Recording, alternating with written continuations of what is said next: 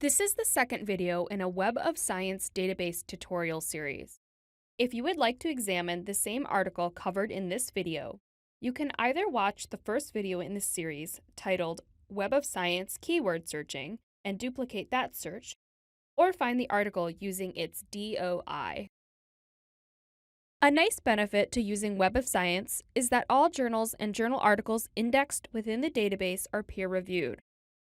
This means that the journal articles have been read and fact-checked and/or verified by other experts in the field for sound methodology and analysis before being published. But just because something is peer-reviewed does not mean it is the best source to use in our research.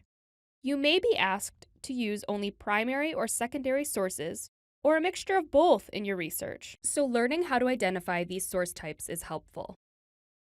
In this video, we will learn how to evaluate parts of a journal article record within the database Web of Science Core Collection and determine whether a source is a primary or secondary source. When determining an article is primary or secondary in Web of Science, it is important to read the title, the abstract, and the keyword terms. Reading through all of these pieces can also be beneficial in evaluating whether or not you want to read the full article.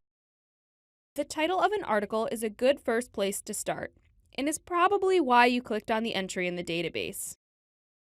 Take a look at the words. Do keywords from your search appear? If so, they'll be highlighted, like they are here. Primary sources have titles that often read like hypotheses or results of experiments. Secondary sources often say review or systematic review in the title of the article. The abstract can also be helpful in determining if this is a primary or secondary source. In the sciences, primary sources are original experiments or data sets analyzed by the person who conducted the research. Secondary sources are the review of any and all parts of a previous experiment or collection of similar literature. Primary sources often mention hypotheses or verbs like examined, investigated, or determined to describe the research.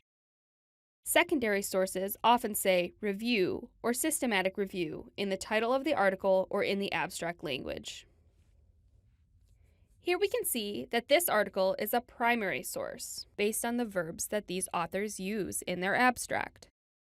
To double check, we can click into the full article using the Discover Full Text button, but this will be covered in another video. Next, we want to look at the keyword terms associated with this source. This will give us a high-level overview of the relevance of this article, as well as any other keywords to use in additional searches. They are useful because they show how either the author or the database describe the content of the article.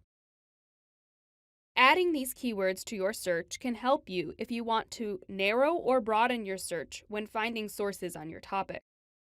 They can also be great keywords that can help you in your search if you find that a certain keyword is not returning relevant or any results. Remember, if you need help evaluating an article, searching for primary or secondary sources, or determining whether a source is primary or secondary, please feel free to ask a librarian. Now that we know how to examine elements of a database record, we can move on in the next video to learn more about funding and impact factor as represented in Web of Science.